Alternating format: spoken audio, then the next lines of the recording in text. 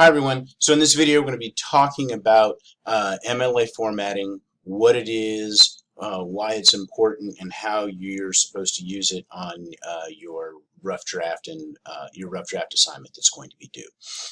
One thing I want to make clear about working on the MLA formatting, you're going to have an MLA formatting quiz. But realize that I'm going to allow you to take that quiz as many times as you need to. So I don't want you to feel as if if you don't get MLA formatting right away, that there's a big problem, right? I want you to retake that quiz and make sure that you understand it. You still might, even after you, even if you do the quiz correctly, you still might not necessarily understand MLA formatting as well as you're supposed to, and so you still might make some mistakes on your rough draft. Again, not a problem. I will mark those, and then hopefully you'll get better for the final draft. So this is a slow process. It might take a little while for you to be able to get all of that. It's not necessarily intuitive all the time, and so I'm not necessarily I'm not coming down hard on you to make sure that you get it right away.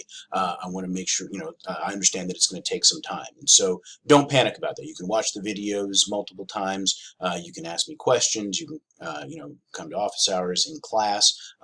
That's something that we can talk about. And so, it's a process, and so don't let it panic you necessarily. So on Blackboard, as usual, we have the week set up September 20th through the 24th here, and then when you click on that, you will see the schedule of assignments for the 20th through the 24th. Again, I set these up the same way every week so that there's some kind of consistency, and so hopefully that avoids any confusion. So we've got the schedule of assignments at the top, and they have the readings. You'll find all the documents related to MLA formatting here, and so all the documents I'm going to be talking about in this video are going to be in the readings folder. You can find this video. Obviously, you've found this folder because the videos that you'll need to watch are all going to be here, and then the assignments. This is the MLA. You'll find the MLA formatting quiz there. There's actually a folder in there I'll show you that's got the MLA formatting quiz in it, and then you've got the link to upload rough draft of writing project number 1. So that's everything that you have there.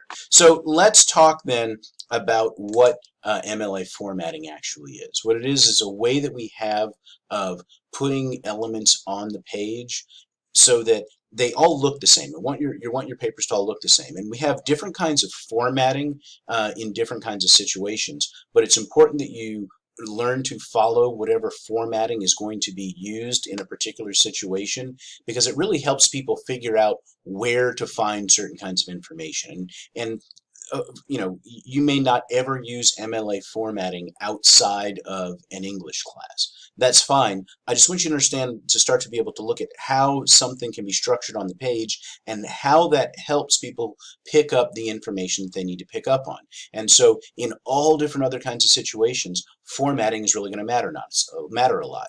Some of you might go into things like health-related professions, and there are going to be certain kinds of formats that you use for certain kinds of reports there potentially, and you want to make sure that you use that formatting because it helps other people who read those documents find the information that they need. It's laid out in a certain way that they expect, and they go, oh, this is the information that I need. Now, MLA formatting wouldn't work for health-related professions because there's certain kinds of information that you just don't have in if you're writing an English paper, right? But that you might have in something health-related.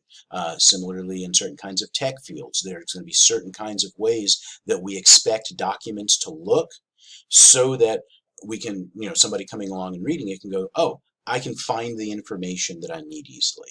And so I just want you to get used to being able to structure something that you write into a particular format that's going to be required for a certain situation. So again, MLA formatting is not the best formatting. It's not something most of you will use, but I want you to get used to being able to use some kind of formatting.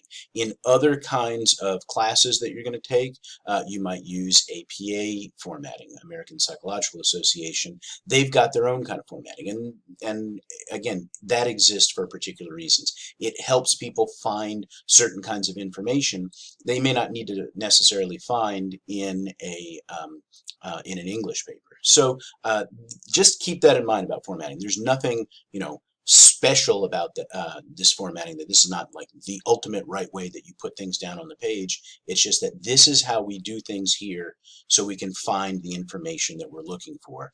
And that is something you will need to do in a variety of different situations that you might be in. So if you click in the readings folder, you'll come across this. I've got a number of documents here, the MLA first page format, MLA works cited page format, a sample MLA formatted essay, and the works cited entry format.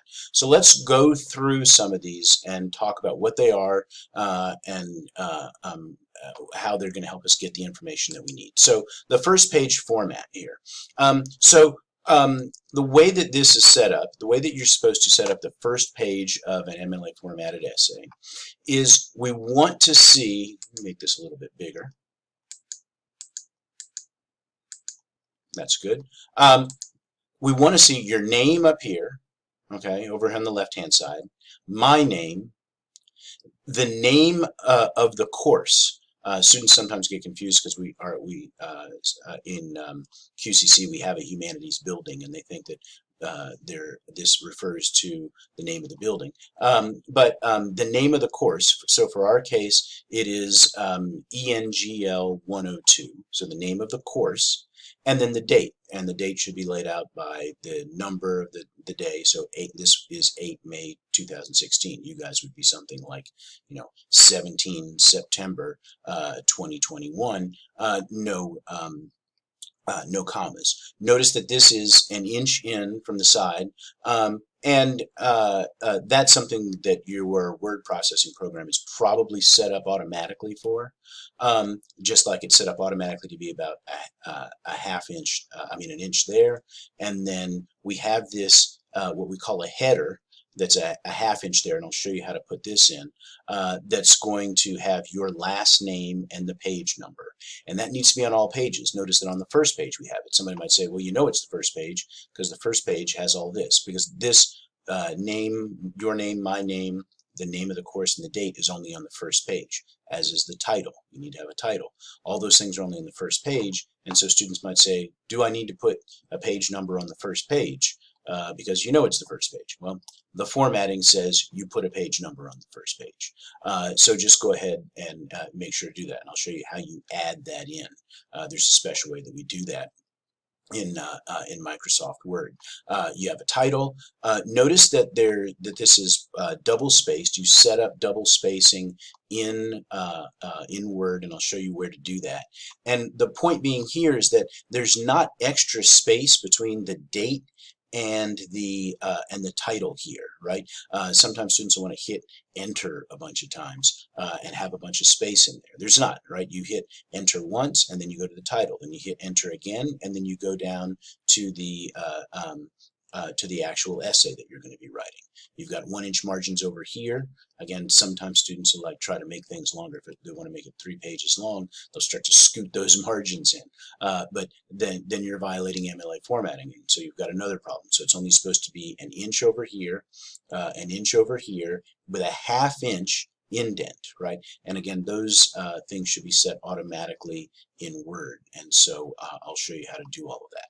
But that's what your first page should look like. And so what you want to do is simply just hold up your document that you're working on. You can put them side by side on the computer screen, and you can say, does mine look like this? Do I have my last name and the page number here? Do I have these things in this order? Student name, professor name, the name of the course, and the date, right?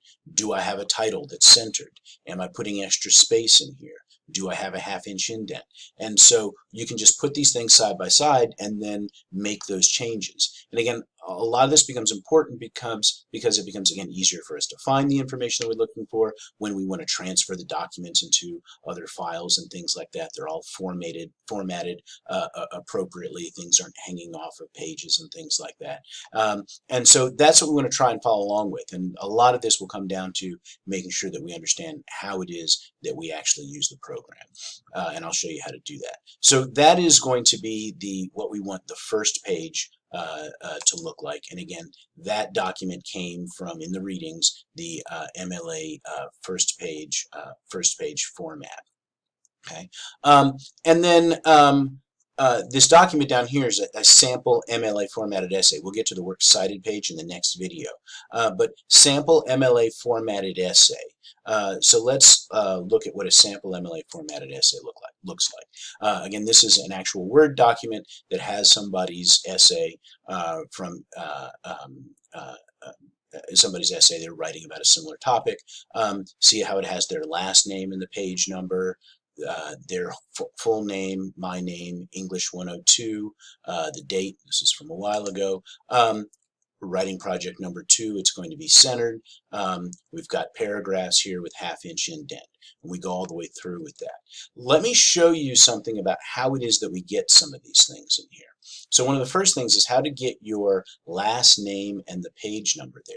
If you double click at the top of the page, this little line comes up here. You'll see that before I double clicked, that last name and page number was gray, all right? And I couldn't really get to it, right? I couldn't get my cursor there.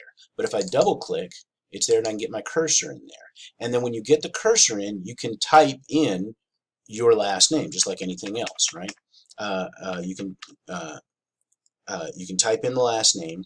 And then when you put in the page number, realize you can't just type the page number, because what this header does is it says, I'm going to take everything here and I'm going to put it on every single page.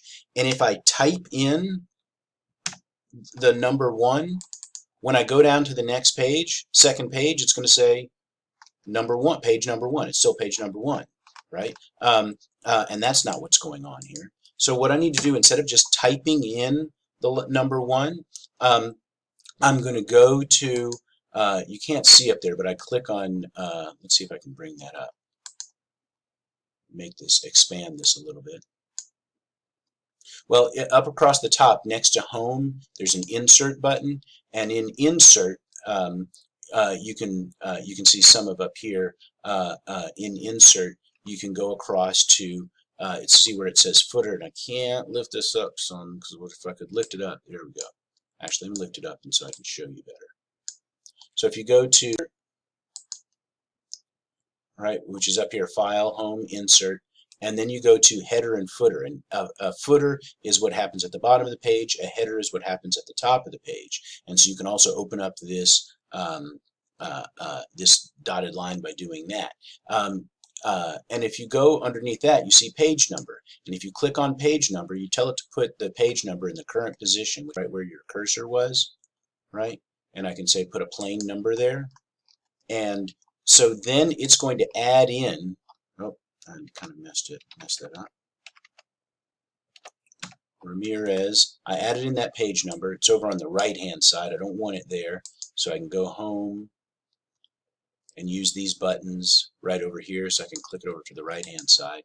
And when I add it in as a page number, the computer automatically turns that into page number 2, right? So that's really important to be able to either use that header function in insert. You go to insert and you get to the header function and it allows you to put in a blank header. You can do that. Or you can just double click at the top of the page and you type that in there, and then you insert a page number. And again, you've got to insert the page number, otherwise it won't do that correctly. All right, I'm about to run out of time in this video. I only get 15 minutes. We'll pick up on the next video.